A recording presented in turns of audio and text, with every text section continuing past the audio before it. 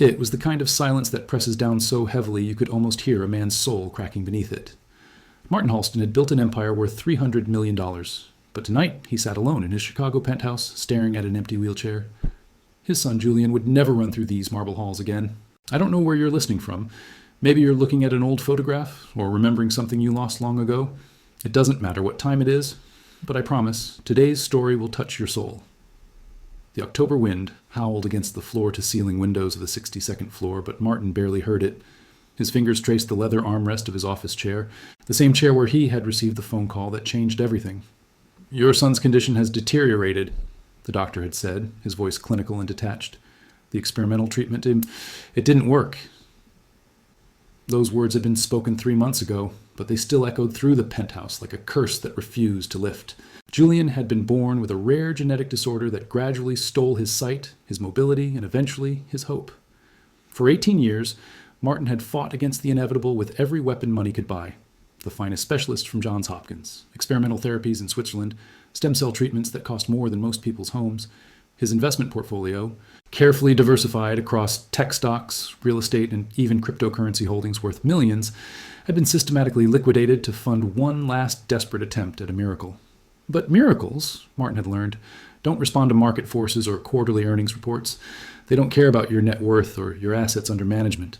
The silence in the penthouse was broken only by the gentle hum of medical equipment and the distant sound of traffic 40 floors below.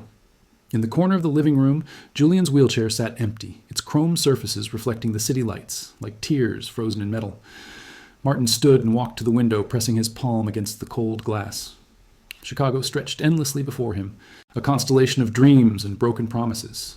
Somewhere out there, families were gathering around dinner tables, children were laughing, parents were tucking their kids into bed with stories of tomorrow's adventures. But in this tower of steel and glass, tomorrow felt like a word in a foreign language he had forgotten how to speak. The penthouse bore the unmistakable marks of a man who had stopped living and started merely existing. Clocks throughout the apartment had been stopped at 2:47 p.m., the exact moment Julian had closed his eyes for the last time 6 weeks ago. Family photographs covered every surface, but they were all from years past, when Julian's smile had been bright and his eyes had held the spark of possibility. The newest picture was from his 16th birthday, when he had still been able to sit up and laugh at Martin's terrible jokes. Martin's phone buzzed against the marble countertop, displaying the closing numbers from the New York Stock Exchange. His pharmaceutical investments were up 12%. His tech portfolio had gained another $1 million in after-hours trading. The numbers meant nothing now. They were just digits on a screen, as cold and meaningless as the medical charts that had documented his son's decline. He had spent decades accumulating wealth, building a financial fortress that could weather any storm, but he had discovered too late that money was useless against the one enemy he couldn't defeat. In the master bedroom, Julian's hospital bed sat, surrounded by machines that beeped and hummed with mechanical precision. The boy who had once dreamed of becoming a pilot, who had memorized the sounds of every aircraft that flew over Chicago, now lay motionless beneath white sheets. His breathing was shallow but steady, sustained by technology that cost more per day than most families earned in a month. Martin sat in the chair beside the bed every night, reading aloud from Julian's favorite books, telling him about the business deals he had closed, the stock prices, the Bitcoin valuation that had made them even wealthier. But Julian's eyes remained closed, lost in a darkness that no amount of money could illuminate. The medical team had been kind but direct. "There's nothing more we can do," Dr. Peterson had explained, his hands folded with professional sympathy. "Make him comfortable. Spend time with him. Sometimes the most powerful medicine is simply being present." But presence felt inadequate when you were a man accustomed to action, to solutions, to the belief that every problem had a price tag and every crisis could be resolved with the right investment strategy. Martin had built his fortune from nothing, starting with a small loan and a dream of creating something lasting. He had invested wisely, diversified carefully, and watched his assets grow from thousands to millions to hundreds of millions. His business empire spanned real estate development, technology startups, and renewable energy projects that generated passive income streams worth millions annually. He had been featured on the covers of Financial Times and Forbes, hailed as a visionary who could turn market volatility into profit margins that defied conventional wisdom. But success in the financial markets had not prepared him for the helplessness of watching his only child slip away, one breath at a time. Every medical bill, every experimental treatment, every consultation with specialists around the world had been paid without hesitation, but the return on investment had been devastating. Not financially. He could afford to lose every dollar he had ever earned. But emotionally. Each failed treatment had been another reminder that some things in life couldn't be bought, couldn't be negotiated, couldn't be acquired through leveraged buyouts or strategic partnerships. Tonight, as Martin sat in the silence of his penthouse, he realized that he had been calculating the wrong kind of wealth all these years. His son had given him 18 years of love, laughter, and joy that no stock dividend could match. Julian had taught him that the most valuable assets weren't listed on any exchange, couldn't be held in offshore accounts, and would never appreciate in market value. They were measured in moments, bedtime stories, shared jokes, the pride in a father's eyes when his son took his first steps, spoke his first words, dreamed his first dreams. The city lights blurred as Martin finally allowed himself to cry. Tomorrow he would return to the office, check the portfolio performance, review the quarterly projections, and maintain the facade of a successful businessman. But tonight, in the silence of his golden tower, he was simply a father who would give every penny, every asset, every investment gain to hear his son's voice one more time, to see those eyes open and look at him with love, instead of machines keeping vigil over a boy who had once believed he could fly. 3 floors below the penthouse, in a modest apartment that could fit inside Martin's walk-in closet, lived a woman named Rosa Martinez and her 8-year-old daughter, Sophia. Rosa worked as a night cleaner in the very building where Martin mourned his son, scrubbing floors and emptying trash bins in offices where million-dollar deals were negotiated daily. She had emigrated from Mexico 15 years ago with nothing but hope and a determination to build a better life for the family she dreamed of having. Sophia was a child who seemed to carry sunlight in her pocket, even in the darkest corners of their small world. While other children her age played video games or watched cartoons, Sophia spent her evenings helping her mother prepare for work, ironing the simple blue uniform that Rosa wore with quiet dignity. Their apartment was a study in making much from little. Furniture rescued from alley sales, walls decorated with Sophia's colorful drawings, a kitchen that always managed to smell like home despite having only the most basic appliances. Rosa's monthly salary wouldn't cover Martin's daily investment gains, but their home was rich with something the penthouse lacked: warmth, laughter, and the unshakable faith that tomorrow could be better than today. Sophia attended the local elementary school where she earned straight A's, not because learning came easily, but because she understood that education was the one treasure no economic downturn could steal. Her teachers marveled at her maturity, the way she comforted classmates who were sad, shared her lunch with those who had forgotten theirs, and spoke about her dreams with the confidence of someone who had never been told that wanting something badly enough wasn't reason enough to achieve it. Every night before Rosa left for work, Sophia would pray. Not for toys or treats, but for the people her mother cleaned up after. The strangers who worked in the glass tower that dominated their neighborhood skyline. "Mama," she would say, "the people in that building must be very sad. Buildings that tall are built to reach heaven, but the people inside don't seem to know how to look up." Rosa would kiss her daughter's forehead and wonder how such wisdom could exist in someone so small, someone who had never owned anything that couldn't fit in a shoebox, but somehow understood richness in ways that escaped most adults. Their paths might never have crossed if not for a moment of mechanical failure and human kindness. It was a Tuesday evening in November when the elevator in Martin's building broke down, stranding Rosa between the 58th and 59th floors with her cleaning cart and a thermos of coffee that Sophia had packed for her. The emergency intercom crackled to life, and building security informed her that repairs would take several hours. She was trapped 45 floors above the city with nothing to do but wait. Martin, unable to sleep and wandering the halls of his penthouse, heard the commotion and learned about the stranded worker. Something, perhaps loneliness, perhaps simple human decency, compelled him to take the service elevator down to where Rosa waited. He found her sitting calmly on an overturned bucket, reading a worn paperback book by the light of her phone's flashlight. She looked up as the elevator doors opened, her eyes widening slightly at the sight of Martin Halston in his $1,000 pajamas and Italian leather slippers. "I brought coffee," he said awkwardly, holding up a silver thermos from his kitchen.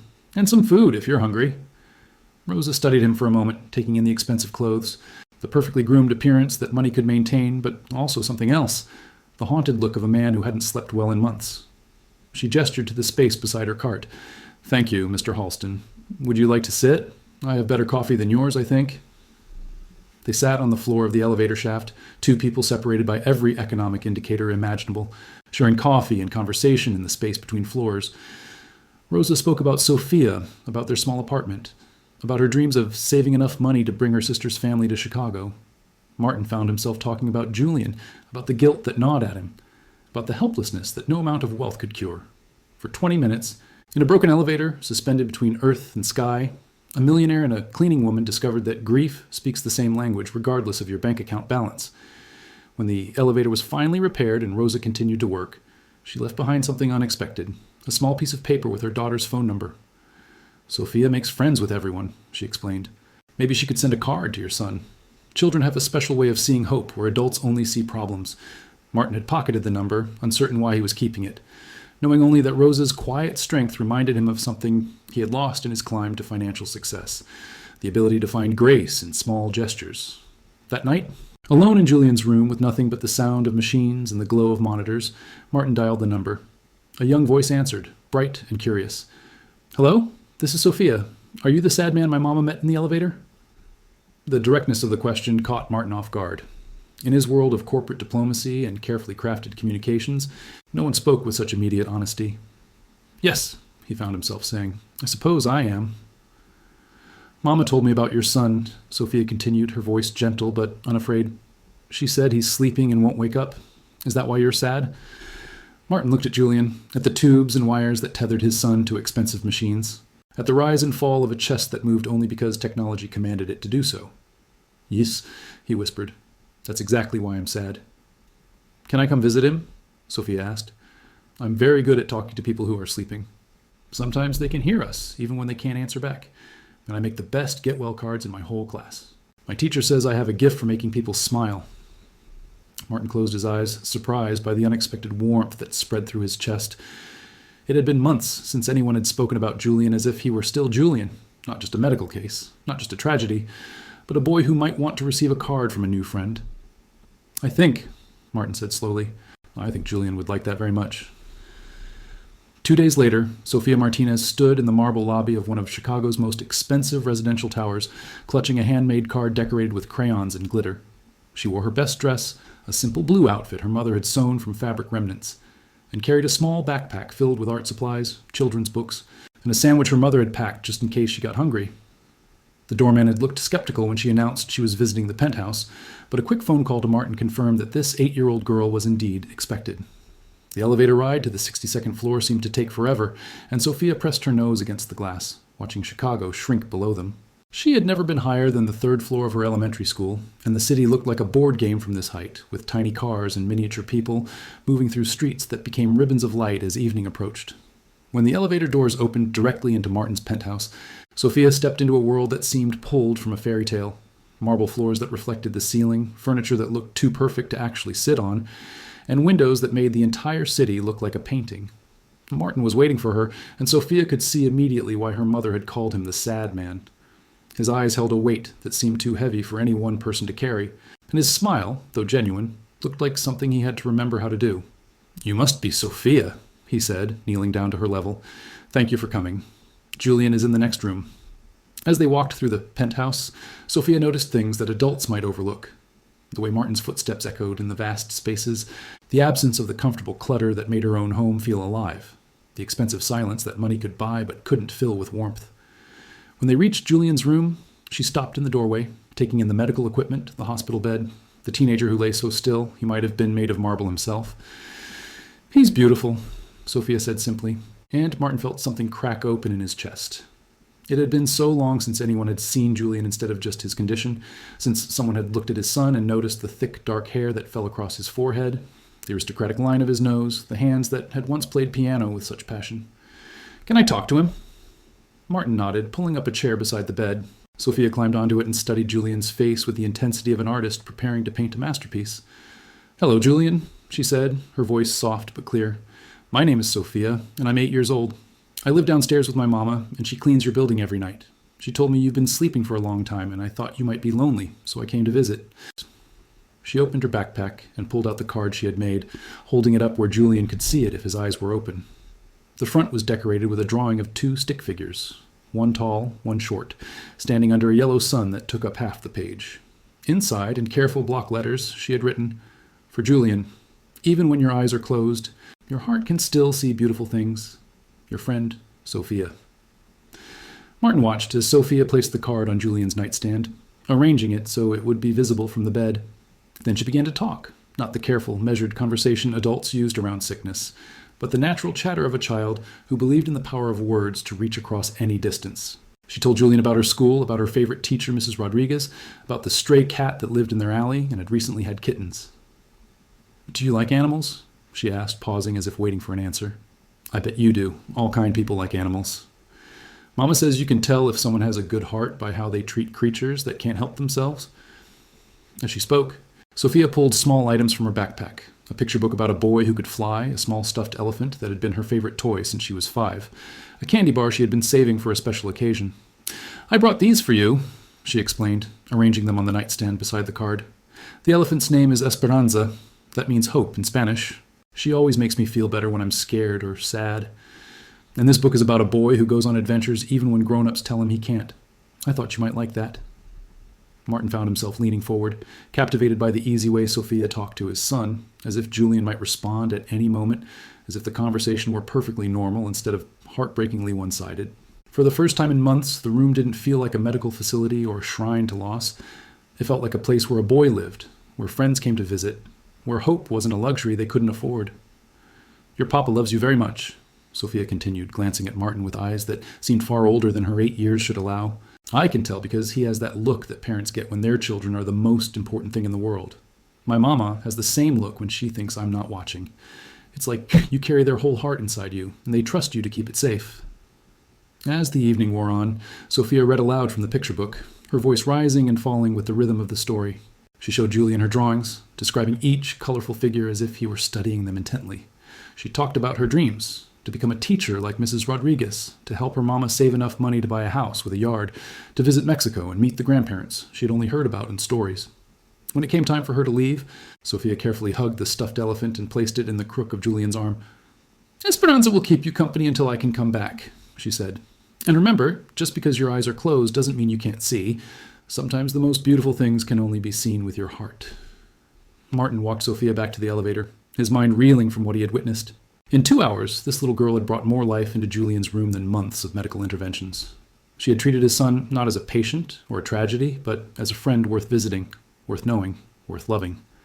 As the elevator doors closed, Sophia pressed her small hand against the glass and waved goodbye, her smile bright enough to illuminate the entire building. That night, Martin sat beside Julian's bed in a silence that felt different from the crushing quiet that had haunted the penthouse for months. Sophia's presence lingered in the room like perfume, in the colorful card on the nightstand, in the small elephant that rose and fell with Julian's breathing, in the memory of a child's voice reading about adventures and possibility. For the first time since Julian had closed his eyes, Martin allowed himself to imagine that maybe, just maybe, his son could still hear the world around him, could still feel love flowing toward him like water toward thirsty roots. The changes began small, so subtle that Martin almost missed them. The next evening, as he sat reading to Julian from the financial newspapers, a habit that had become more ritual than hope, he thought he saw his son's fingers twitch slightly when the stuffed elephant slipped from his arm. Martin carefully repositioned Esperanza, and Julian's breathing seemed to deepen, as if he were settling into more comfortable sleep. Dr. Peterson was skeptical but not dismissive when Martin described the possible response. "Sometimes patients in prolonged comas show reflexive movements," he explained during his weekly visit. "It's not necessarily an indication of consciousness, but it's not a negative sign either. The important thing is to continue providing stimulation, music, conversation, familiar voices. The brain is remarkably resilient, especially in someone Julian's age." Martin found himself looking forward to Sophia's visits with an anticipation that surprised him. She came every Tuesday and Thursday evening, always arriving with something new. A drawing from art class, a story she had written about a superhero who helped sick children, updates about the alley cat and her growing family of kittens. Her presence transformed not just Julian's room, but the entire penthouse, bringing color and sound and the particular magic that children carry without knowing they possess it. "How was school today?" became Sophia's standard greeting to Julian, delivered with the same enthusiasm she would use for any friend. She would wait a moment, as if listening for an answer, then launch into detailed accounts of her day. The math test she had aced, the playground argument she had helped resolve, the book report she was working on about a girl who traveled the world. Martin marveled at her ability to maintain a completely normal conversation with someone who couldn't respond, never showing frustration or sadness at the silence. The financial markets continued their endless dance of gains and losses, but Martin found himself checking his portfolio less frequently. His assistants handled the daily trades, his investment advisors managed the complex algorithms that protected and grew his wealth, and the passive income from his various holdings continued to flow into accounts he barely monitored. The numbers that had once consumed his days, stock prices, currency fluctuations, the Bitcoin valuations that could swing by thousands in a matter of hours, seemed less urgent when measured against the small victories Sophia celebrated in Julian's room. One Thursday evening, as Sophia was reading aloud from a new book about a boy who could talk to animals, Martin noticed something that made his breath catch. Julian's eyes, which had remained closed for over 3 months, were moving slightly beneath his lids, as if he were following the story. Martin leaned closer, hardly daring to believe what he was seeing, but the movement was unmistakable, the rapid eye movements that indicated REM sleep, the kind of deep rest where dreams occurred. Sophia noticed it too, pausing in her reading to study Julian's face with the intensity of a scientist making an important discovery. "I think he likes this story," she said matter-of-factly. "His eyes are dancing. Mama says that when someone's eyes dance while they're sleeping, it means they're having a beautiful dream." She continued reading, and the eye movements continued, as if Julian were indeed participating in the adventure unfolding from the pages. Dr. Peterson was more interested in this development than Martin had expected. "REM sleep is a very positive sign," he admitted during his next visit. "It suggests that brain activity is increasing, that neural pathways might be repairing themselves. We can't predict outcomes, but this is more encouraging than anything we've seen since Julian's condition deteriorated." He ordered new tests, new scans, and spoke cautiously about the possibility of emerging consciousness. But it was Sophia who provided the most accurate assessment of Julian's progress.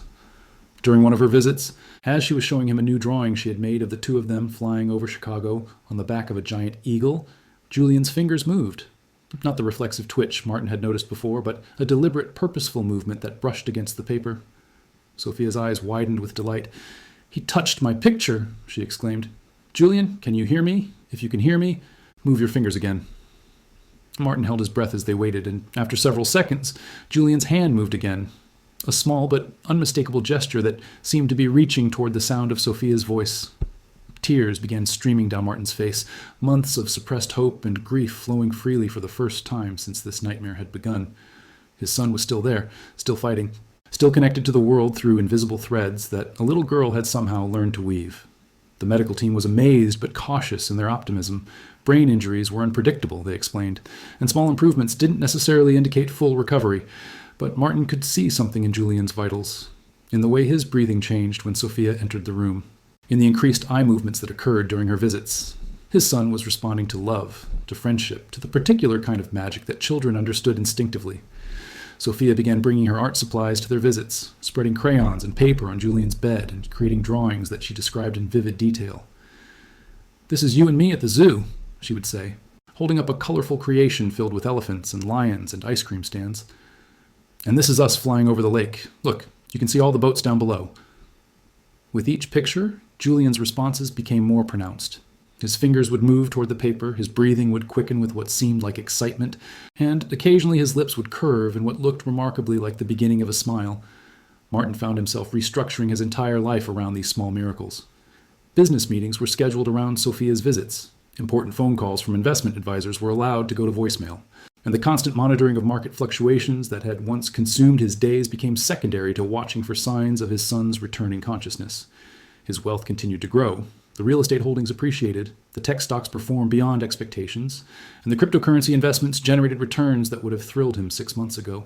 But the only numbers that mattered now were the tiny improvements in Julian's condition, measured not in dollars, but in finger movements, eye tracking, and the subtle changes of expression that suggested his son was fighting his way back to them. The breakthrough came on a snowy December evening, when Sophia arrived with news that she could barely contain. "Julian," she said, practically vibrating with excitement as she climbed into her usual chair beside his bed, "I have something amazing to tell you. The alley cat, the one I told you about, she had her babies, and one of them looks exactly like a tiny tiger. And guess what? Mama said we can keep him if we find him a good home where someone will love him very much." As Sophia talked about the kitten, describing his orange stripes and tiny pink nose and the way he mewed like a squeaky toy, Julian's eyes moved beneath his lids with increasing activity. His breathing quickened, and his fingers began to twitch in what looked like an attempt to reach toward her voice. Then, as Sophia was describing how the kitten loved to chase shadows, Julian's lips parted slightly, and a sound emerged. Not words yet, but a soft exhalation that carried the unmistakable quality of attempted speech. Sophia stopped talking and leaned closer, her eyes wide with wonder. "Julian? Are you trying to talk to me?" She waited, barely breathing, and after several seconds, another sound came, longer this time, with more intentionality behind it. Martin gripped the arms of his chair, afraid to move or speak lest he interrupt whatever miracle was unfolding in front of them. "It's okay," Sophia whispered, her small hand hovering just above Julian's fingers. "Take your time. I'm listening." And then, so quietly that Martin almost missed it, Julian spoke his first word in over 3 months. "Kit," he breathed, the syllable barely audible but unmistakably deliberate. Kit, a 10. Sophia let out a gasp of pure joy, and Martin felt his world tilt on its axis. His son had spoken. His son had heard Sophia's story and responded, had chosen to return to consciousness through a conversation about a stray cat and a little girl's boundless love. The machines around Julian's bed continued their electronic monitoring, but the only sound that mattered was the whispered word that proved Julian was still Julian, still capable of caring about small miracles and four-legged creatures, and the friendship of a child who believed in impossible things. Dr. Peterson arrived within an hour of Martin's call, and his examination revealed what they had hardly dared to hope for. Julian's brain activity had increased dramatically, his reflexes were returning, and his responses to stimuli indicated a level of consciousness that had been absent for months. "It's remarkable," the doctor admitted, reviewing the new test results. "I've seen patients emerge from comas before, but rarely so quickly, and never with such clear evidence of cognitive processing. Something has been stimulating his brain in ways that medical intervention couldn't achieve." Martin looked at Sophia, who was sitting beside Julian's bed, reading aloud from a new story about a boy and his pet tiger, and he understood with perfect clarity what had made the difference. Love had reached where science couldn't touch. A child's unshakable faith had bridged the gap between consciousness and dreams. A little girl who believed in the power of friendship had refused to accept that some distances were too great to cross. That night, after Sophia had gone home with promises to return the next day with updates about the kitten, Martin sat with Julian and watched his son's eyes flutter open for the first time in over 3 months. They were unfocused at first, confused and uncertain, but when Martin leaned into Julian's line of sight and whispered his name, those familiar brown eyes, eyes that looked exactly like his own, found his face and stayed there. "Dad?" Julian's voice was barely a whisper, rusty from months of silence, but it was the most beautiful sound Martin had ever heard. "I'm here," Martin said, tears flowing freely as he took his son's hand. "I'm here and you're going to be okay. Sophia's going to be so happy to see you awake. She's been visiting you, telling you stories, drawing you pictures. She never stopped believing you could hear her." Oh, Julian's lips curved in a weak but genuine smile. "Sophia?" he repeated, the name clear and full of warmth. "The girl with the kitten stories?" Martin nodded, overwhelmed by gratitude for a little girl who had refused to see his son as anything less than a friend worth loving. In a world where his wealth could buy the finest medical care, the most advanced treatments, and the expertise of renowned specialists, it had taken the simple presence of a child to accomplish what all his money couldn't purchase, bringing his son back from the edge of forever. Julian's recovery was gradual but steady, marked by small victories that Sophia celebrated with the enthusiasm of someone witnessing daily miracles. His first complete sentence, his first successful attempt to sit up, his first laugh at one of Sophia's jokes about the increasingly adventurous alley cats. Each milestone was documented, not in medical charts, but in the colorful drawings Sophia created to commemorate every achievement. The penthouse began to change as Julian grew stronger. The stopped clocks were wound again, their gentle ticking marking the passage of time that Martin had once tried to freeze. Windows were opened to let in the sounds of the city, traffic, sirens, construction crews rebuilding the world one day at a time. The expensive silence that had characterized their home was replaced by conversation, laughter, and the particular noise that hope makes when it dares to believe in tomorrow. Sophia's visits became the highlight of Julian's days, and Martin marveled at the easy friendship between his 18-year-old son and the 8-year-old girl who had refused to let him disappear into darkness. They talked about everything: Sophia's school experiences, Julian's college plans that had been interrupted by his illness, their shared fascination with animals, and their dreams for the future that now seemed possible to imagine. "When you're completely better," Sophia announced during one of her visits, "we should go to the zoo together. I've never been to a real zoo, only seen pictures in books, but I think you would like the elephants. They're supposed to be very smart and have excellent memories. Like you. You remembered about the kitten even when you were sleeping." Julian smiled, his color finally returning to normal after months of pallor. "I'd like that," he said. "But first I have to learn to walk properly again, and maybe we could visit those cats in your alley. I feel like I owe them a debt of gratitude for being part of the story that brought me back." Martin watched these conversations with a mixture of joy and bewilderment. His son was planning outings to public zoos and alley visits, experiences that would have cost nothing but would apparently mean more to him than the expensive private treatments and exclusive facilities that Martin's wealth could provide. Julian was learning what his father was slowly beginning to understand, that the most valuable experiences couldn't be purchased, couldn't be scheduled through assistance, and couldn't be enhanced by spending more money. As winter melted into spring, Julian grew strong enough to leave the penthouse for short excursions. Their first destination, at his insistence, was Sophia's neighborhood, a modest area of Chicago that Martin had driven through countless times without ever really seeing. Rosa welcomed them into their small apartment with the warmth that only comes from genuine kindness, and Martin found himself sitting at a kitchen table that could fit inside his walk-in closet, eating homemade tamales that tasted better than any meal prepared by his private chef. Sophia proudly showed Julian the corner where she did her homework, the windowsill where she kept her art supplies, and the small balcony where she fed the alley cats. "This is where I first saw your building," she explained, pointing through the window at the glass tower that dominated the skyline. "I used to wonder what it would be like to live so high up, so close to the clouds. But now, I think maybe the clouds are lonely up there.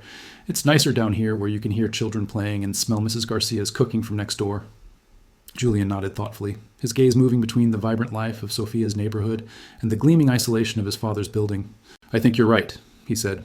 "I always thought living high up meant we were above everything, but maybe we were just separated from everything that matters."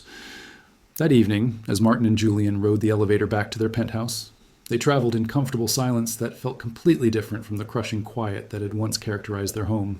Julian was studying his father with eyes that seemed to see more clearly than they had before his illness, not just the successful businessman, not just the loving parent, but the lonely man who had confused accumulating wealth with building a meaningful life. "Dad," Julian said as they reached their floor, "I want to do something with my recovery, something that matters. Sophia said you've been thinking about starting a foundation for children with medical conditions." Martin nodded, surprised that Sophia had mentioned the half-formed plans he had barely admitted to himself.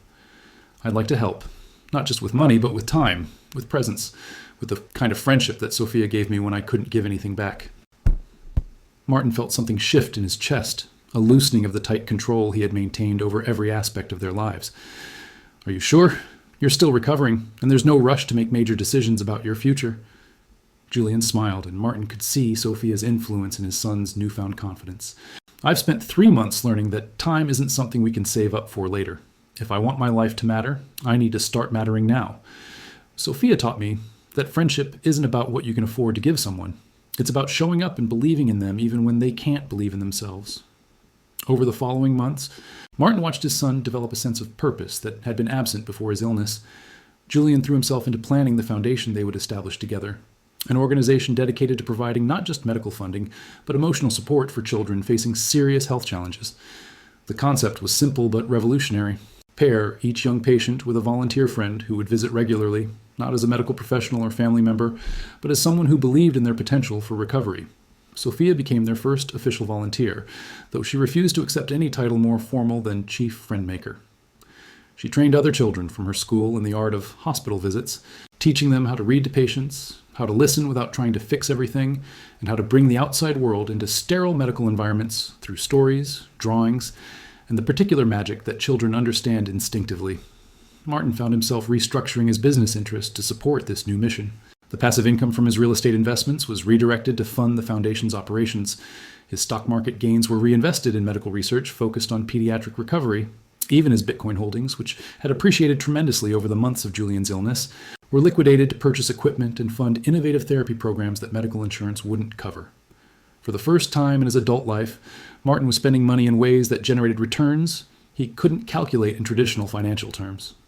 When Sophia brought a group of young volunteers to visit Julian, and their laughter echoed through the penthouse that had once been silent, Martin understood that he was witnessing appreciation that would never show up on any portfolio statement. When Julian stood before a room of medical professionals and described his recovery in terms of friendship and faith rather than medication and technology, Martin realized that his son had become wealthy in ways that no investment strategy could achieve. The foundation grew rapidly, attracting attention from other wealthy families who had experienced the helplessness of watching their children suffer through medical crises. But Martin was careful to ensure that Sophia's approach remained at the center of their work. The belief that healing occurred through human connection, that hope was contagious, and that sometimes the most powerful medicine was simply the presence of someone who cared.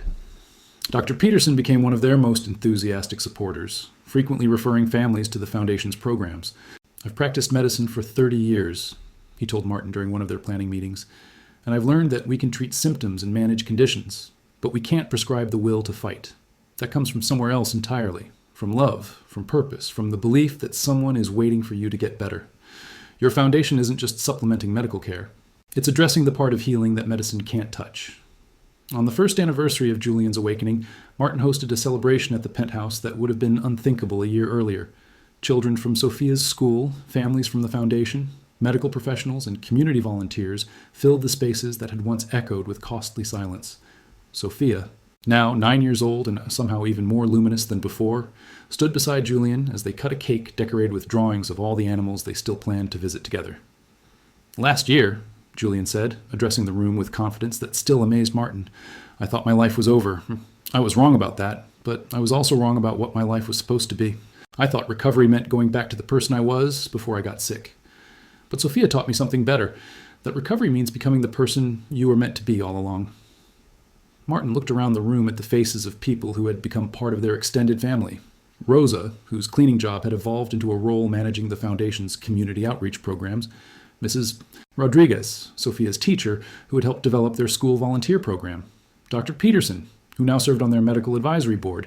And dozens of children and families whose lives had been touched by Sophia's simple belief that everyone deserved to have a friend who would sit beside them in the darkness and believe in their return to light. As the celebration continued around them, Martin found himself in a quiet corner with Sophia, who was carefully wrapping leftover cake for the alley cats that had inspired Julian's first word. "Thank you," he said simply, words that felt inadequate for everything this little girl had given them.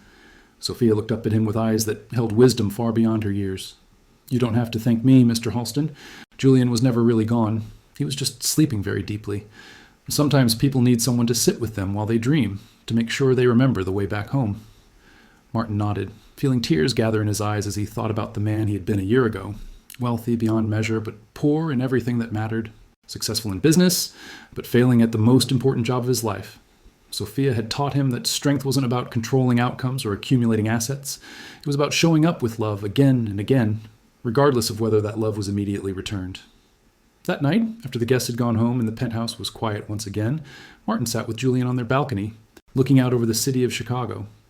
The lights stretched endlessly in all directions, representing millions of lives, millions of stories, millions of opportunities to matter in someone else's journey.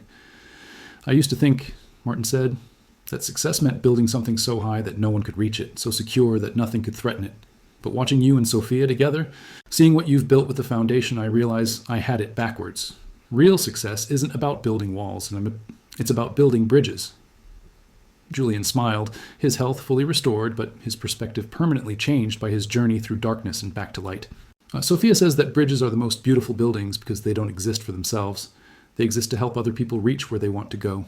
I think our foundation is like that. We're not building something for us. We're building pathways for other people to find their way home.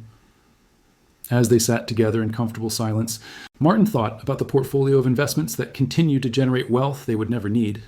His financial advisors had been amazed by his decision to redirect so much capital toward charitable endeavors, warning him about the tax implications and the lost opportunity costs. But Martin had learned to measure opportunity differently now.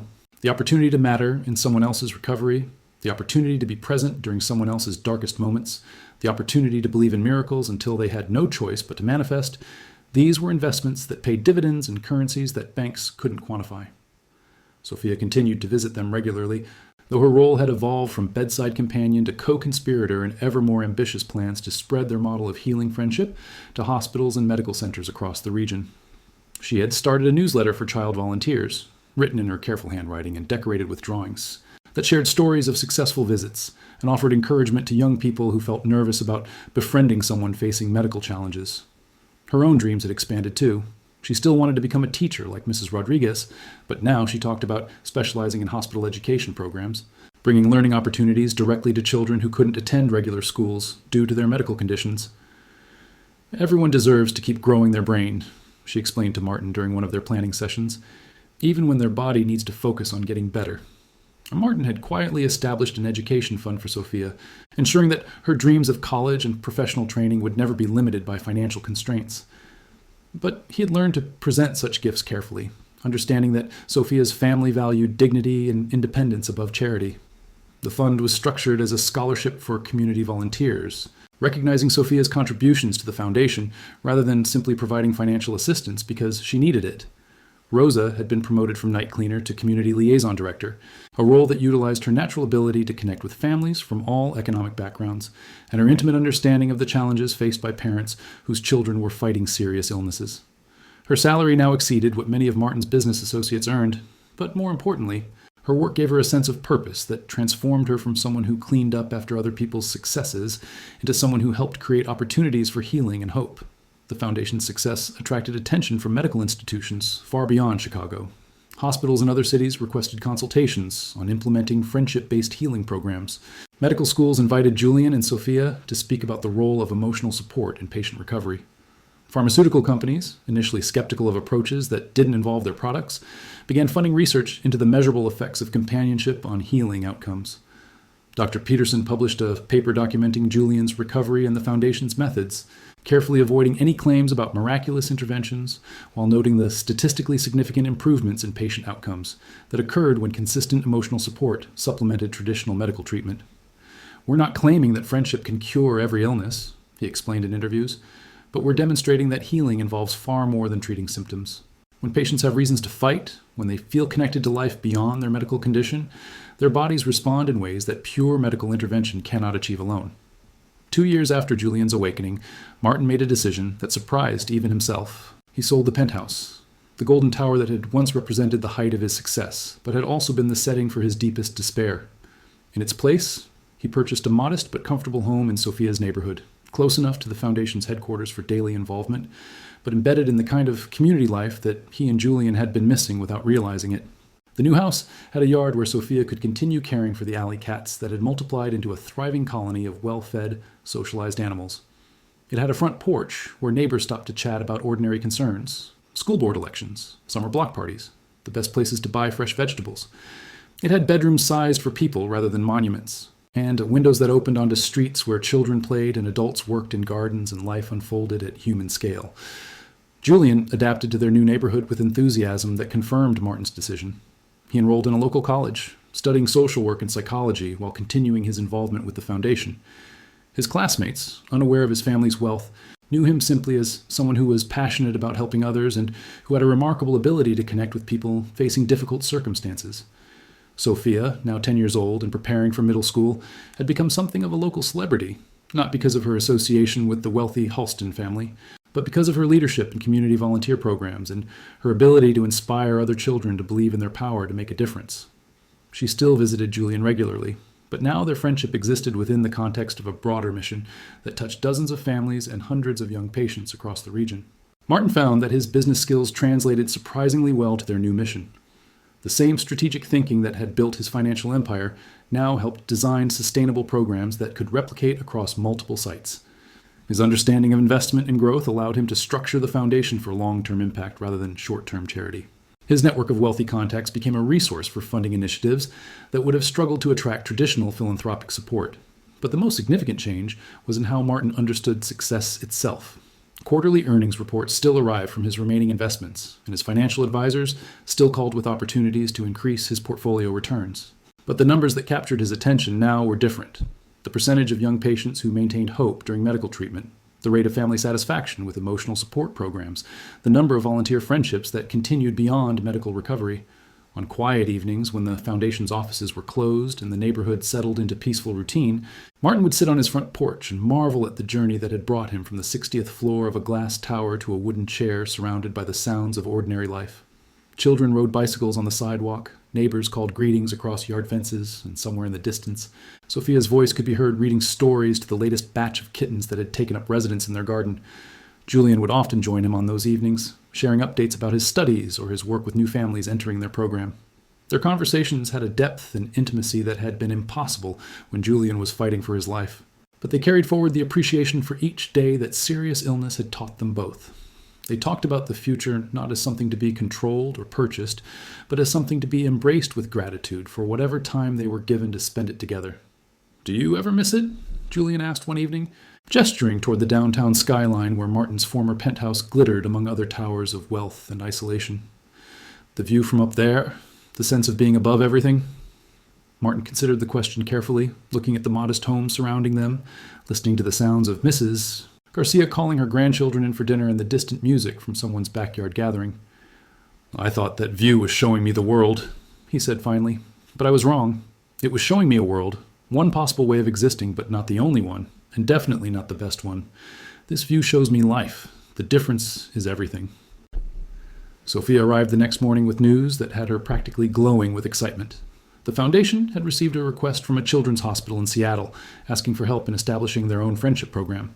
But more than that, They wanted Sophia and Julian to visit personally, to train their staff and volunteers in the methods they had developed.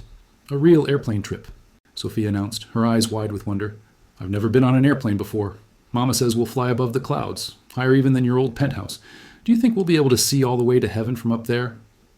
Martin listened to Sophia's chatter about their upcoming travel, marveling at her ability to find magic in experiences he had taken for granted.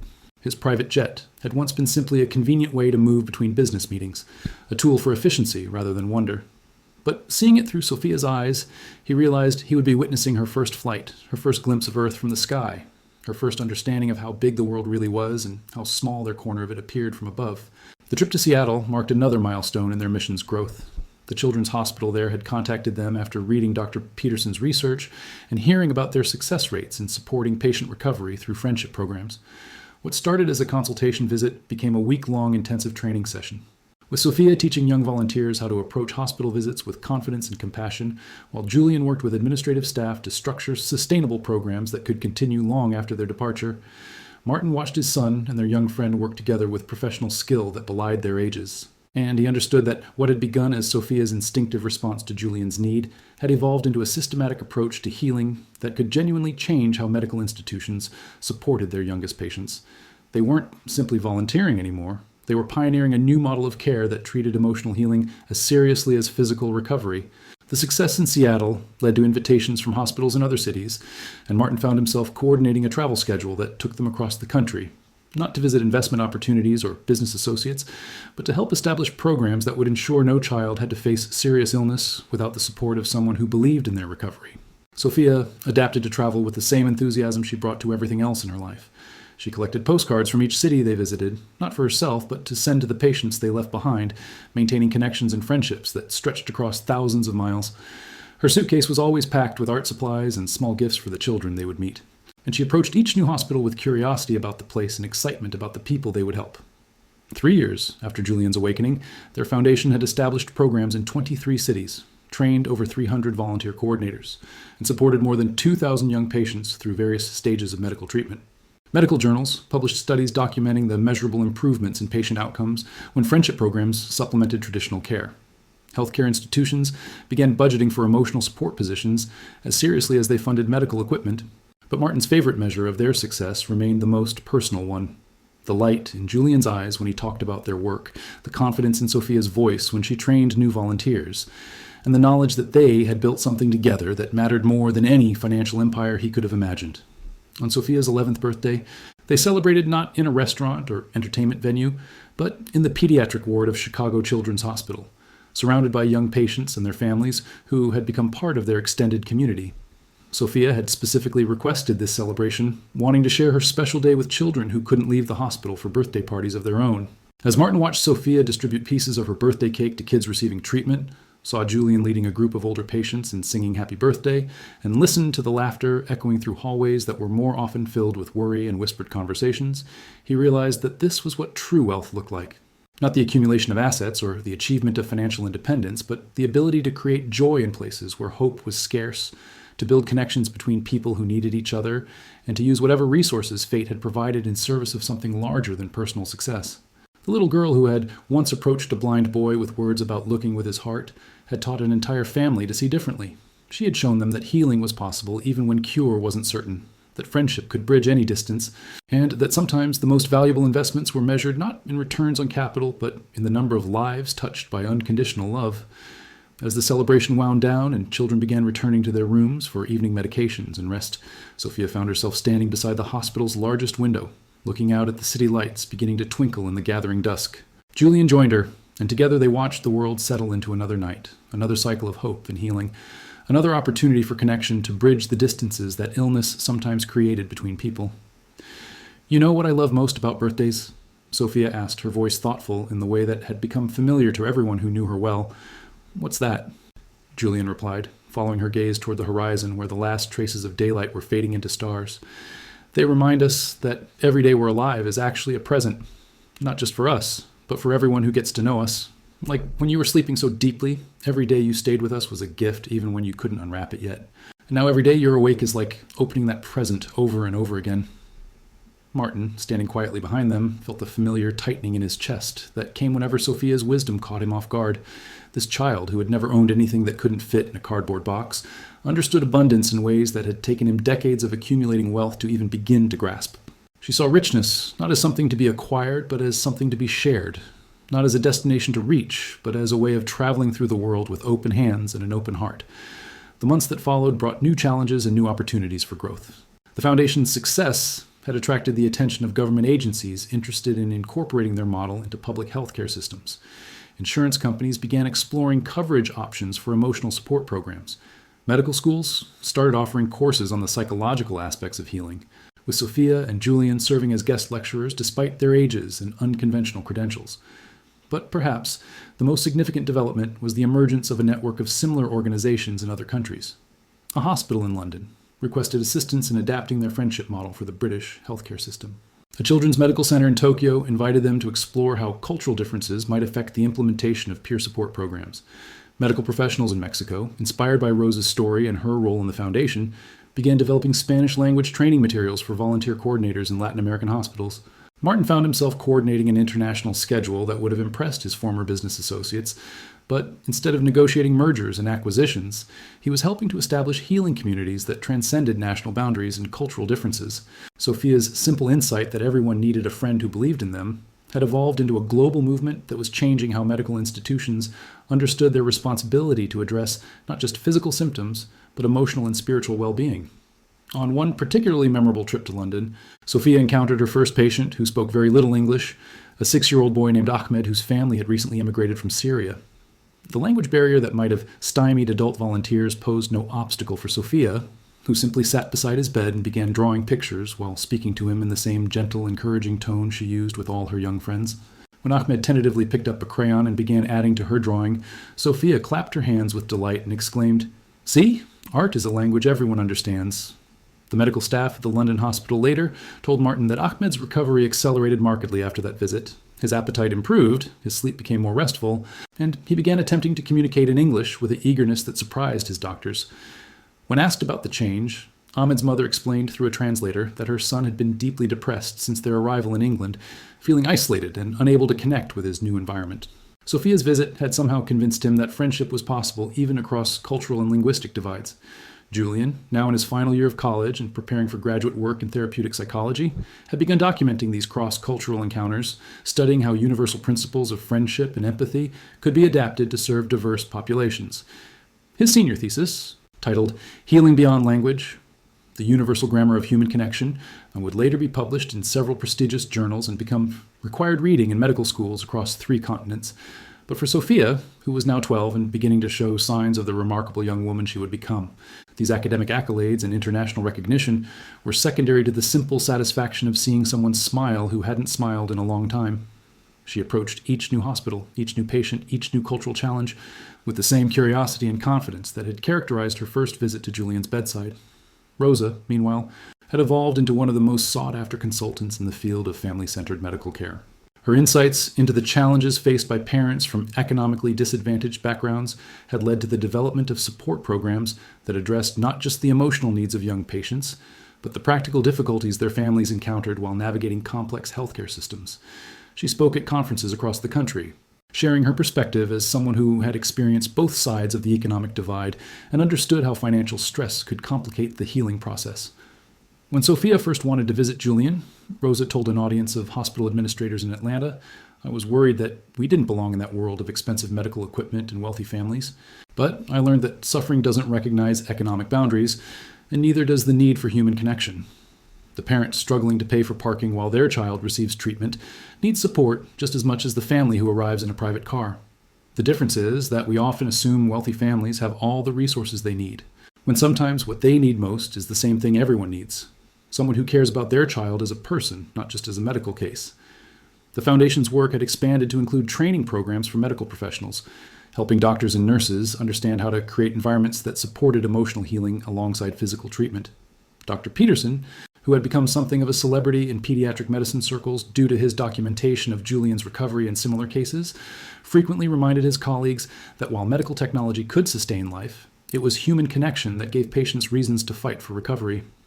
As Sophia entered her teenage years, she faced the challenge of balancing her foundation work with the normal experiences of adolescence.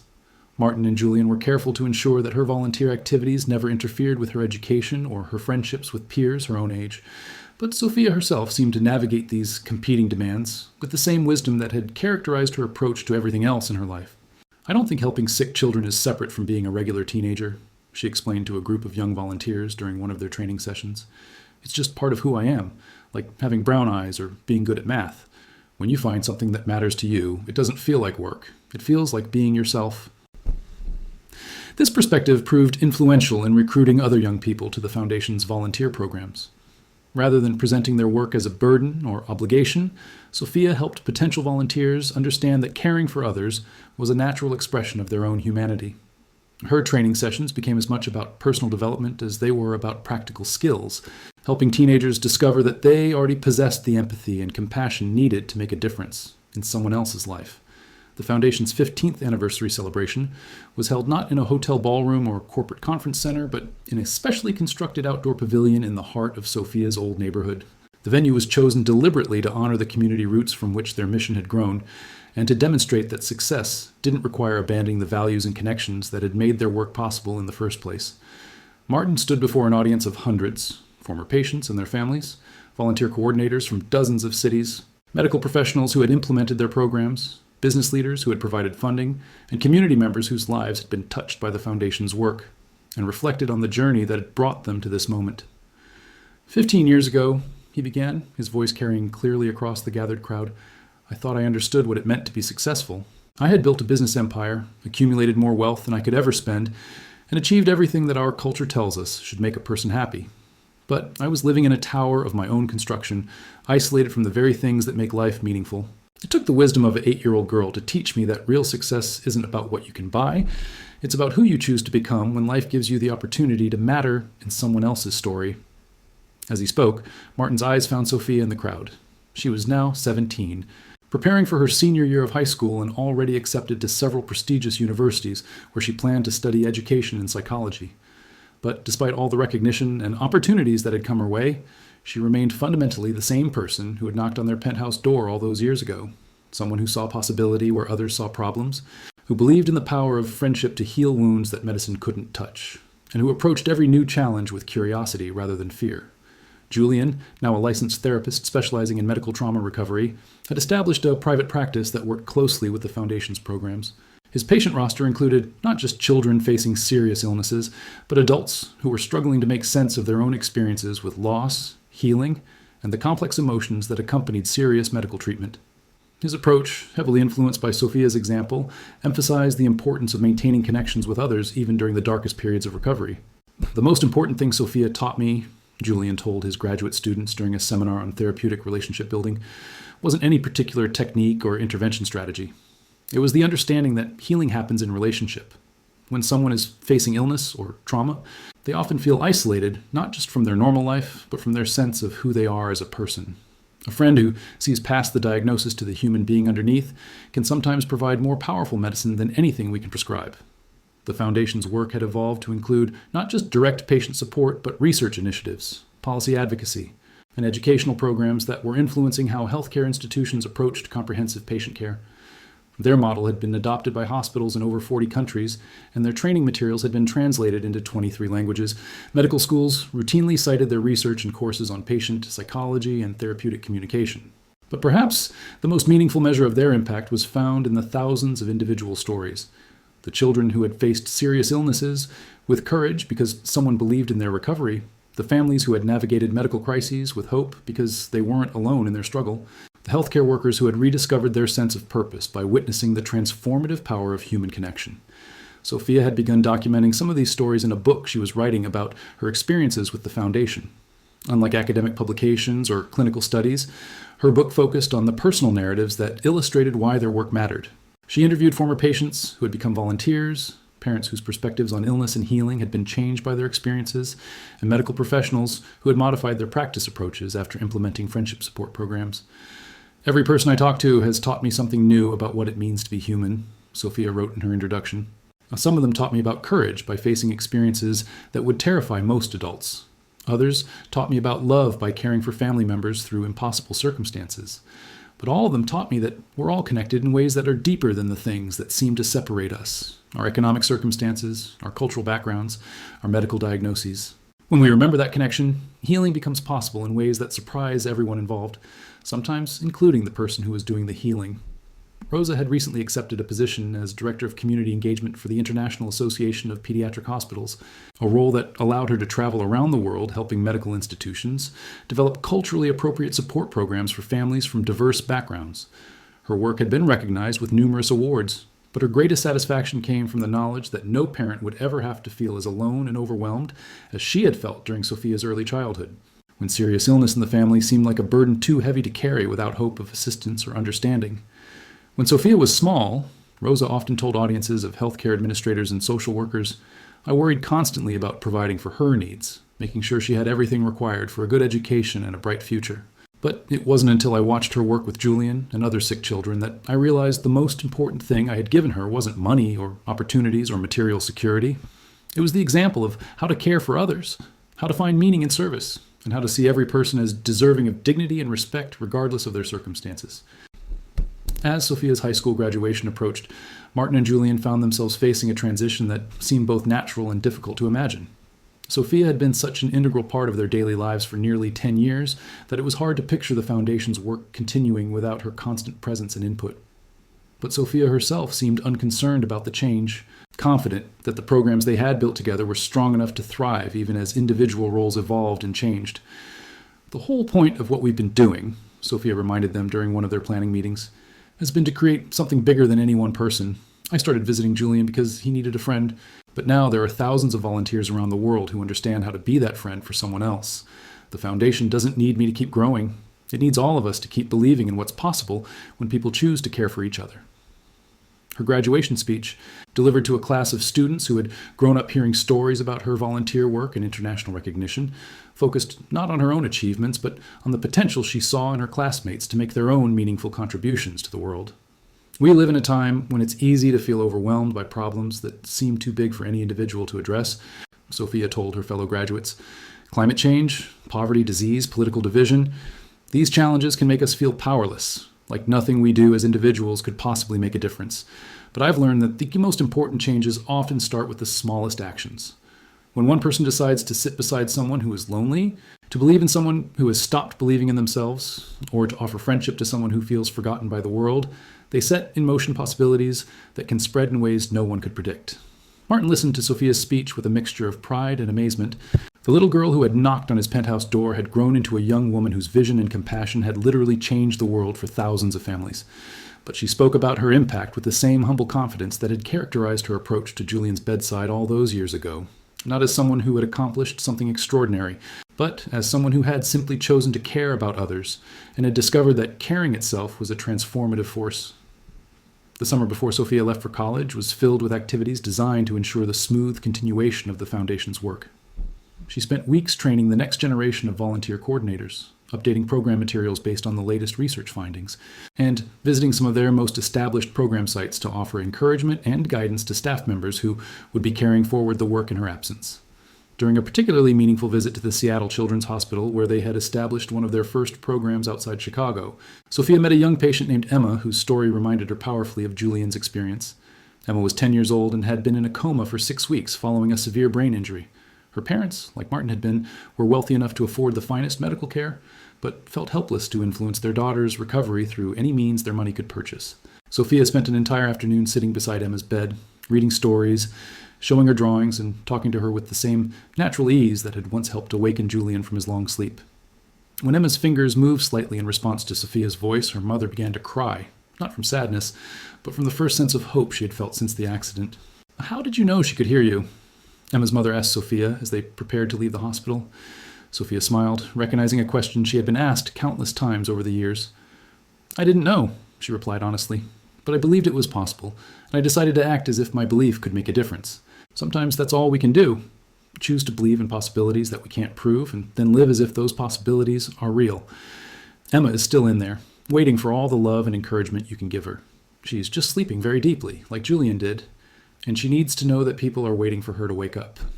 6 weeks later, Martin received a phone call from Seattle with news that Emma had emerged from her coma and was making remarkable progress in her recovery.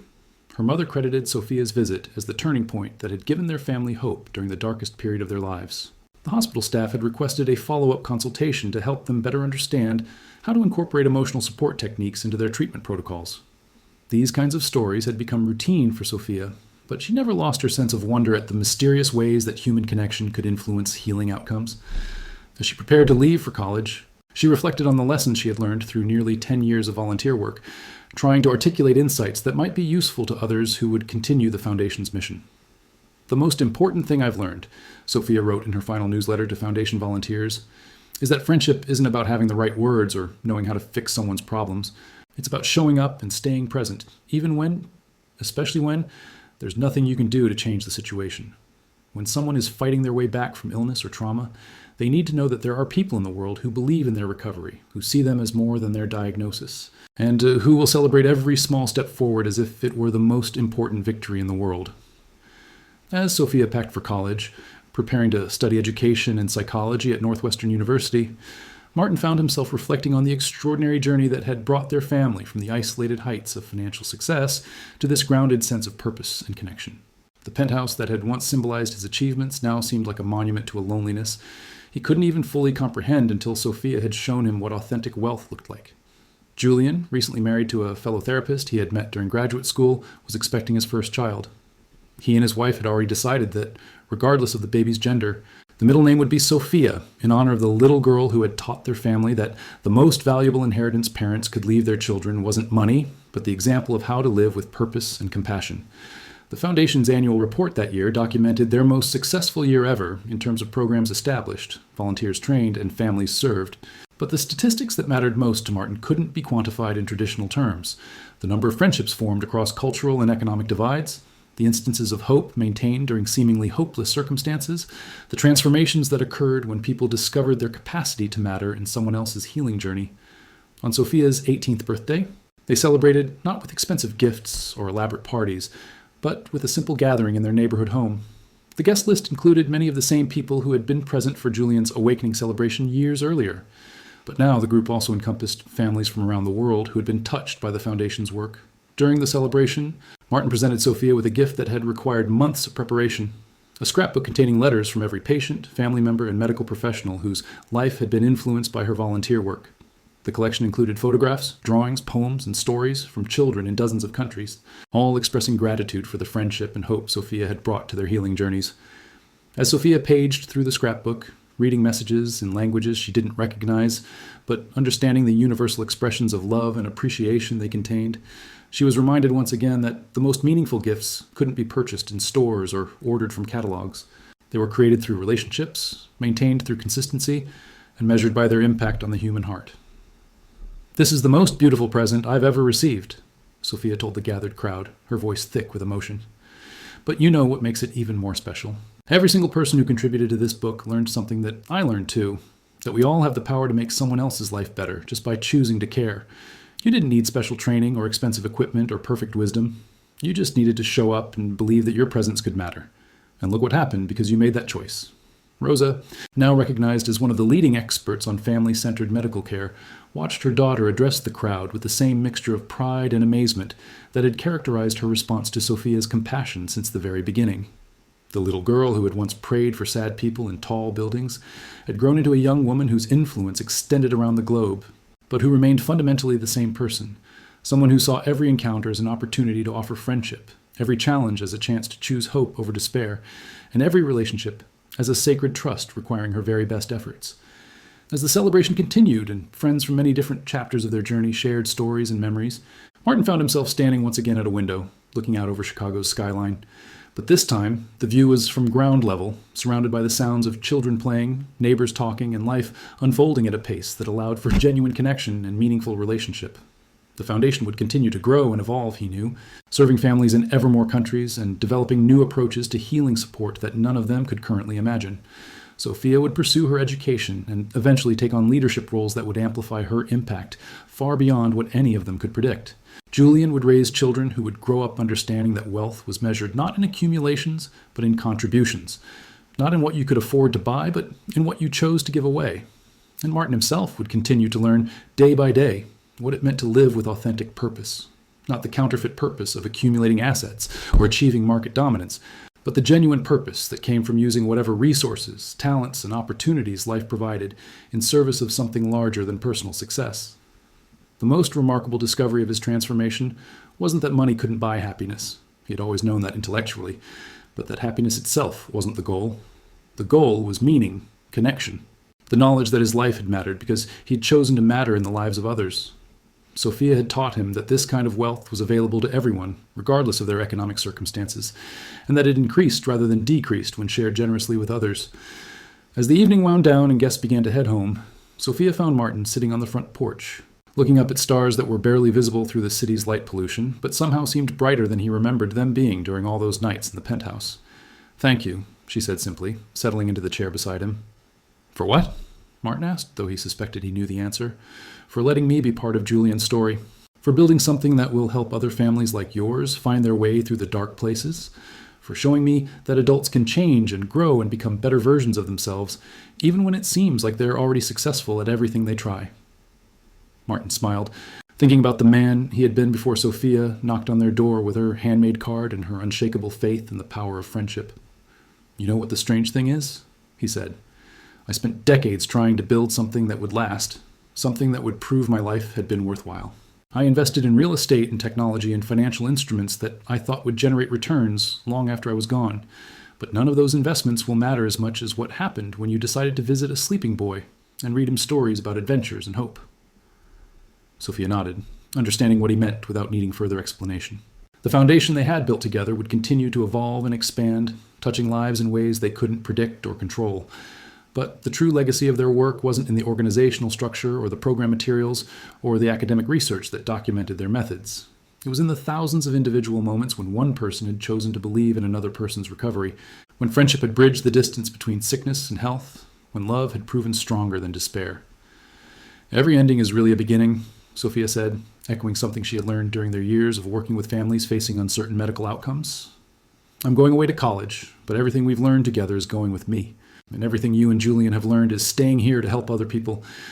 The love we've shared doesn't disappear when we're not in the same place anymore. It just expands to include more people." As they sat together in comfortable silence, watching the city settle into another night, Martin reflected on the profound truth Sophia had just articulated. Love wasn't a finite resource that became depleted through use. It was more like a fire that grew brighter when shared, more like a song that became richer when more voices joined the harmony, more like a story that became more meaningful through retelling. The Foundation's work would continue, serving new families, training new volunteers, and discovering new approaches to healing support that none of them could currently envision. But the heart of their mission would remain unchanged, the simple recognition that everyone facing serious illness deserved to have someone who believed in their recovery, someone who saw past their diagnosis to the human being underneath, someone who would sit beside them in the darkness and hold onto hope when holding onto hope seemed impossible. Sophia's influence had rippled outward in ways that defied measurement or prediction. Children who had been visited by Foundation volunteers grew up to become volunteers themselves. Medical professionals who had witnessed the power of friendship support implemented similar programs in their own institutions. Families who had been served during their darkest hours became advocates and supporters for other families facing similar challenges. And Martin, the wealthy businessman who had once measured success exclusively in financial terms, had discovered that the most valuable return on investment came not from market gains or asset appreciation, but from the knowledge that his resources had been used to create possibilities for healing and hope in places where both had seemed impossible to find. As Sophia prepared to leave for college the next morning, she packed not just clothes and textbooks, but also a small collection of items that had become precious to her over the years. The original card she had made for Julian, now faded and worn, but still carrying the message about seeing beautiful things with your heart. A photograph from the first Foundation celebration, showing dozens of children and families whose lives had been touched by their work. And a journal filled with quotes and insights from patients, families, and volunteers who had taught her that wisdom often emerged from the most unexpected sources. The Foundation's headquarters would remain in Chicago, in a modest building in Sophia's old neighborhood, close enough to the hospital where much of their work took place, but embedded in the community that had always understood that true wealth couldn't be measured in bank accounts or investment portfolios. Rosa would continue to oversee community outreach programs, Julian would maintain his role as a clinical consultant, and Martin would provide the strategic guidance and financial support that kept their programs growing and evolving.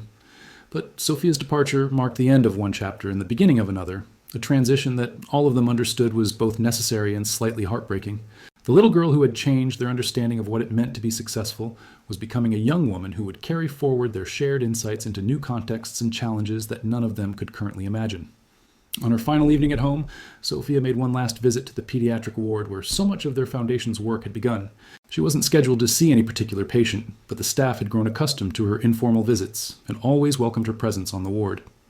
As she walked through familiar hallways, Sophia reflected on the hundreds of children she had met over the years, the countless conversations about hopes and fears and dreams that had taught her that courage came in many different forms. In the room at the end of the hall, she found a 6-year-old boy named Marcus, who had been admitted 3 days earlier with a serious infection that wasn't responding well to treatment.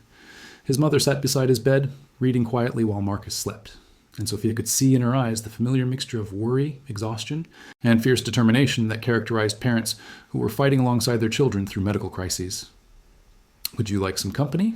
Sophia asked softly, and Marcus's mother looked up with the subtle relief that parents sometimes showed when someone offered to share the burden of waiting and hoping. Sophia settled into a chair on the other side of Marcus's bed and began to talk, not about his medical condition or the frightening equipment that surrounded him, but about the adventure stories she had been reading, the interesting people she had met during her volunteer work, and the remarkable capacity that children possessed for recovering from injuries and illnesses that would defeat many adults. When Marcus stirred slightly and opened his eyes, Sophia smiled and introduced herself, explaining that she was a friend who liked to visit children in the hospital and share stories about all the amazing things that were possible in the world. Marcus didn't say much, but his eyes remained focused on Sophia's face as she talked, and his mother later told the nursing staff that his fever seemed to break shortly after Sophia's visit. "How did you know exactly what to say to him?" Marcus's mother asked as Sophia prepared to leave. Sophia considered the question, thinking about all the patients and families who had asked her similar questions over the years. "I didn't know," she replied honestly, "but I believed that he needed to hear that someone cared about him as more than just his illness, that someone could see all the wonderful possibilities still waiting for him once he got better.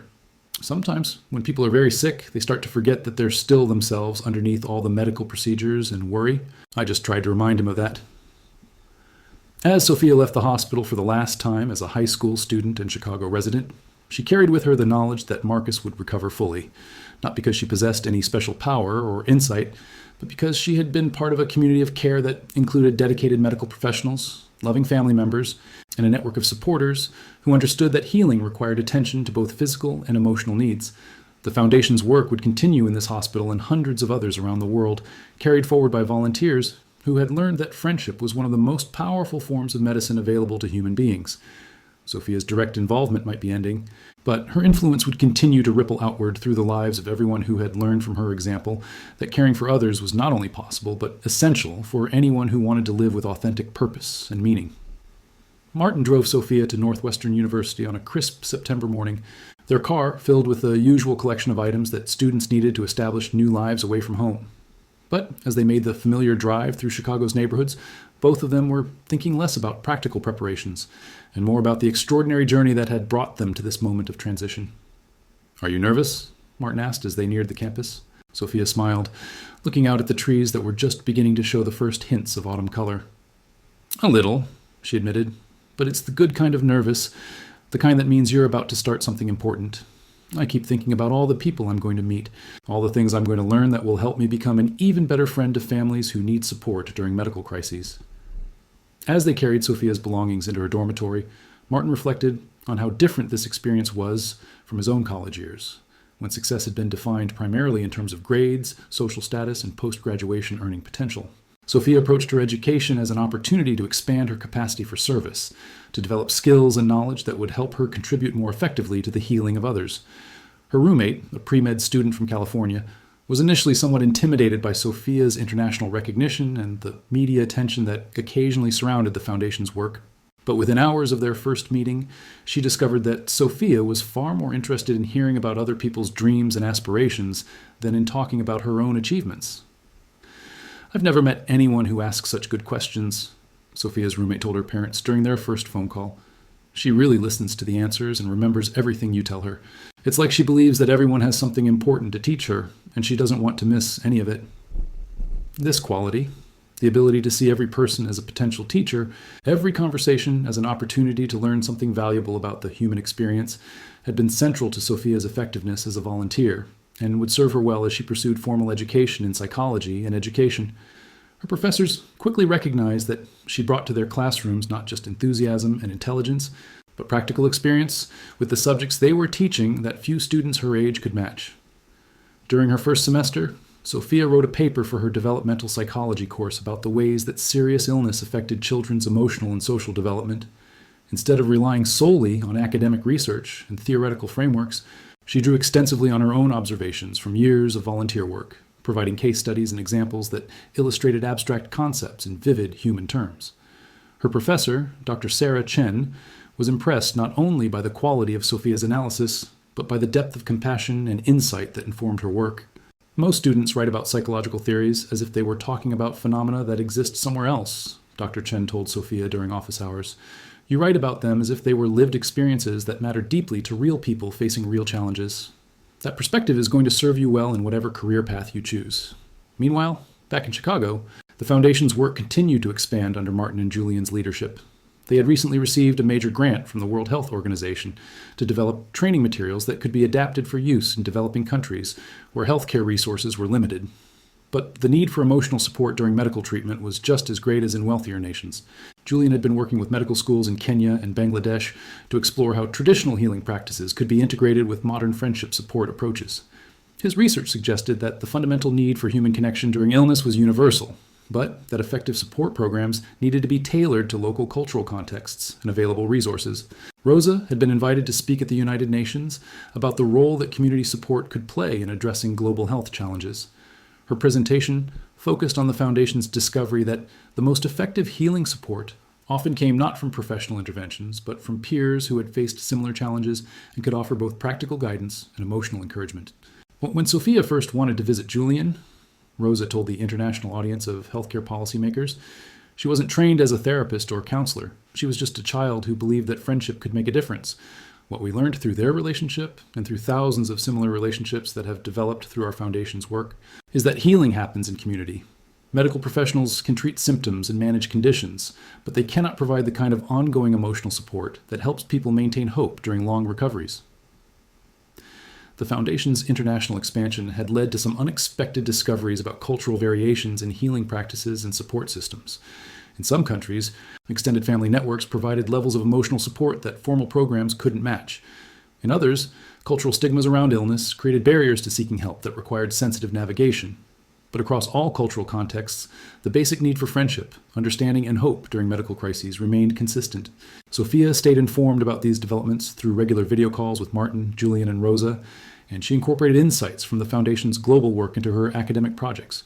Her dual perspective as both a practitioner with extensive field experience and a student learning about theoretical frameworks gave her a unique voice in classroom discussions and academic papers. During her sophomore year, Sophia began working with Dr. Chen on a research project that examined the long-term psychological effects of peer support during childhood illness. They followed up with families who had participated in Foundation programs several years earlier, documenting how early experiences with friendship support influenced children's resilience, social development, and attitudes toward helping others. The results of their research confirmed what Sophia had observed informally during her years of volunteer work. Children who received consistent friendship support during medical treatment were more likely to develop strong social skills, positive self-concepts, and altruistic attitudes that persisted long after their recovery. Many of these children became volunteers themselves when they were older, creating a self-perpetuating cycle of care and support that extended the Foundation's impact far beyond what any formal program structure could achieve. The most important finding, Sophia presented at a national conference on pediatric psychology, isn't that friendship support improves medical outcomes, although research consistently shows that it does. The most important finding is that children who experience unconditional support during their most vulnerable moments learn that this kind of care is possible, and they carry that knowledge forward into all their future relationships. They become adults who know how to be present for others during crises because someone was present for them when they needed it most. The conference presentation attracted attention from healthcare institutions around the world, and Sophia began receiving invitations to consult on program development even while she was still completing her undergraduate education. But she was careful to balance these opportunities with her academic responsibilities and her commitment to maintaining the personal relationships that had always been at the heart of her work. During summer breaks, Sophia returned to Chicago to work directly with foundation programs, refreshing her practical experience and staying connected to the patients and families whose stories continued to inform her academic understanding of healing and recovery. These summer residencies also allowed her to train new volunteers, passing on the insights and approaches she had developed over years of bedside visits and family support work. One particularly memorable summer involved working with a teenager named David, who had been paralyzed in a car accident and was struggling with depression that threatened to derail his physical rehabilitation efforts. David's anger and hopelessness were understandable responses to his situation, but they were also barriers to the kind of engagement that would be necessary for him to adapt to his new circumstances and build a meaningful life. Sophia's approach to David was different from the strategies that medical social workers and therapists had attempted. Instead of focusing directly on his emotional responses to his injury, she simply spent time with him, talking about music, movies, and books without any agenda beyond friendship and companionship.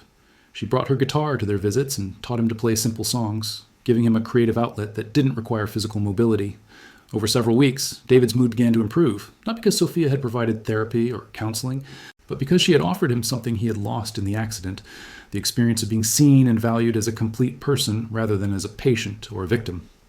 When David began making progress in his physical rehabilitation, his medical team credited Sophia's friendship as a crucial factor in his recovery. She didn't try to fix me or make me feel better about being paralyzed, David told his parents. She just treated me like I was still me, like I had things to contribute and interests worth discussing. That made me remember that I am still me, even if some things about my life have changed. David's story became part of Sophia's senior thesis, which examined how peer support could be particularly effective in helping young people cope with acquired disabilities. Her research suggested that traditional counseling approaches, while valuable, sometimes inadvertently reinforced patients' sense of themselves as damaged or diminished. Peer friendship, by contrast, could provide a normalizing experience that helped patients maintain their sense of identity and possibility even while adapting to significant physical changes. During her final semester at Northwestern, Sophia was awarded the university's highest honor for undergraduate research, recognition that came with invitations to present her work at national conferences and opportunities to pursue graduate education at any institution she chose. But Sophia's plans for the immediate future were characteristically focused on direct service rather than academic advancement. She had been accepted to a 2-year fellowship program with Doctors Without Borders that would allow her to work in refugee camps and disaster zones around the world, providing psychological support to children and families who had been displaced by war, natural disasters, or political persecution. The position would use her language skills, her cultural sensitivity, and her extensive experience with medical settings while exposing her to new contexts where healing support was desperately needed but rarely available. I want to understand how friendship and hope work in places where people have lost everything, Sophia explained to Martin and Julian during one of their planning conversations. Our foundation has been incredibly successful in hospital settings where families have access to medical care and basic resources. But there are children all over the world who are facing illness and trauma in refugee camps, disaster zones, and conflict areas where the traditional support systems we take for granted simply don't exist. Martin admired Sophia's commitment to expanding her understanding of healing support, but he also worried about sending someone he had come to think of as his daughter into some of the most dangerous and challenging environments on Earth. Julian, however, understood that Sophia needed to test her insights and approaches in contexts that would challenge everything she thought she knew about providing effective support to vulnerable populations. She's not the same 8-year-old who knocked on our door 10 years ago, Julian reminded Martin during one of their discussions about Sophia's fellowship plans. She's become a young woman with extraordinary skills, deep wisdom, and unshakable commitment to helping others. We have to trust that all the experiences we've shared, all the lessons she's learned through the Foundation's work, have prepared her for this next chapter of service.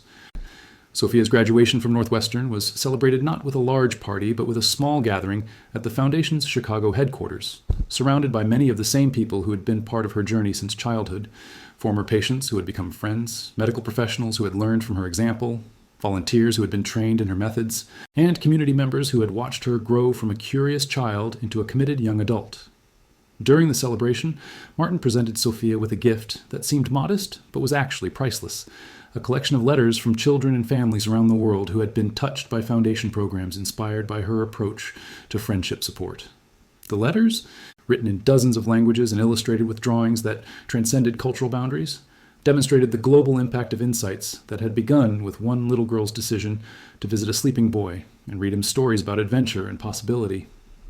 When you're working in difficult places, far from home and surrounded by suffering that can feel overwhelming, Martin told Sophia as she paged through the collection, I hope these letters will remind you that you're not alone. You carry with you the love and gratitude of thousands of families who have been helped because you chose to care. But more than that, you carry forward a way of being in the world that proves friendship is stronger than fear, hope is more powerful than despair, and love can reach across any distance to touch the human heart. As Sophia prepared to leave for her fellowship, the Foundation announced its largest expansion ever, a partnership with UNICEF that would bring friendship support programs to children's hospitals and refugee camps in 35 countries over the next 5 years. The initiative would train local volunteers in Sophia's methods while adapting their approaches to diverse cultural contexts and resource limitations. Julian would oversee the clinical aspects of the international expansion, ensuring that programs maintained high standards for both effectiveness and cultural sensitivity. Rosa would lead the community engagement efforts, helping local organizers understand how to build sustainable support networks using available resources and existing social structures. And Martin would provide strategic guidance and financial oversight, ensuring that the Foundation's growth remained focused on impact rather than organizational expansion for its own sake. But Sophia would be the Foundation's ambassador to the most challenging contexts, living and working in places where healing support was desperately needed but difficult to provide. Her fellowship would take her first to a refugee camp in Jordan that served families fleeing conflict in Syria, then to disaster recovery centers in the Philippines following a major typhoon, and finally to rural medical clinics in Uganda where children with serious illnesses had little access to comprehensive care. The work would be physically demanding, emotionally challenging, and sometimes dangerous. Sophia would be living in basic conditions, working with minimal resources, and providing support to children and families who had experienced trauma that most people couldn't imagine. But she approached these challenges with the same confidence and compassion that had characterized her approach to every previous opportunity for service. I'm not afraid, Sophia told a reporter who interviewed her before her departure. I'm prepared. I've spent years learning that friendship doesn't require perfect conditions or unlimited resources. It requires presence, attention, and the willingness to believe that every person has value regardless of their circumstances. Children in refugee camps need the same thing that Julian needed when he was in a coma, someone who sees past their current situation to the possibilities that still exist for healing and hope. On the morning of Sophia's departure for Jordan, the same 3 people who had been present for her first visit to Julian's bedside gathered at Chicago's O'Hare Airport to see her off. Martin, Julian, and Rosa had become more than friends over the years. They had become family in the truest sense, bound together not by blood or legal arrangements, but by shared experiences and mutual love that had grown stronger through every challenge they had faced together. As they waited for Sophia's flight to be called, each of them reflected on the remarkable journey that had brought them to this moment. Martin thought about the man he had been before Sophia entered their lives. Successful but isolated, wealthy but poor in everything that mattered, accomplished but ultimately empty. Julian remembered the darkness from which Sophia's friendship had helped him emerge, and the sense of purpose that her example had inspired in his own approach to healing work. Rosa considered the opportunities that her daughter's compassion had created not just for their own family, but for thousands of other families around the world. Promise me you'll be careful, Martin said as Sophia's boarding group was announced. Promise me you'll take care of each other while I'm gone, Sophia replied, embracing each of them with tears in her eyes but confidence in her voice. As Sophia disappeared through the boarding gate, beginning a journey that would take her literally around the world in service of children facing the most difficult circumstances imaginable, Martin, Julian, and Rosa stood together in comfortable silence, understanding that while this departure marked the end of one chapter in their shared story, it also represented the beginning of something new and extraordinary. The Foundation's work would continue to grow and evolve, touching more lives in more places than any of them could have imagined when Sophia first knocked on a penthouse door with a handmade card and an 8-year-old's unshakable faith in the power of friendship. But the heart of their mission would remain unchanged, the simple recognition that every person deserves to have someone who believes in their capacity for healing, who sees past their current circumstances to the possibilities that exist for recovery and growth, and who will sit with them in the darkness until they find their way back to the light. Sophia's plane lifted off into a Chicago morning sky, carrying her toward refugee camps and disaster zones, where children were waiting for someone to remind them that they were still children, still worthy of love, still capable of dreams despite everything they had lost. She carried with her not just her personal experiences and professional training, but the accumulated wisdom of a community that had learned to measure success not in financial terms, but in the number of lives touched by unconditional love. And you? Have you ever met someone small who changed your life in an immense way? Maybe it was your own child who taught you about unconditional love, a student who reminded you why you became a teacher, or a grandchild who helped you see the world through eyes of wonder again. Perhaps it was a stranger's act of kindness that restored your faith in humanity, or a moment when someone believed in you when you couldn't believe in yourself. Tell me your story in the comments below. I read everyone, and your experiences might be exactly what someone else needs to hear today. If this story touched your heart the way Sophia touched Julian's life, please leave a like and subscribe. Because these messages of hope and healing need to reach every parent, every grandparent, every person who has forgotten that miracles often come disguised as ordinary human kindness. Sometimes the most profound transformation begins with just one small voice asking us to look with our hearts instead of our eyes. And you might be that voice for someone who needs to remember that love is the most powerful medicine of all.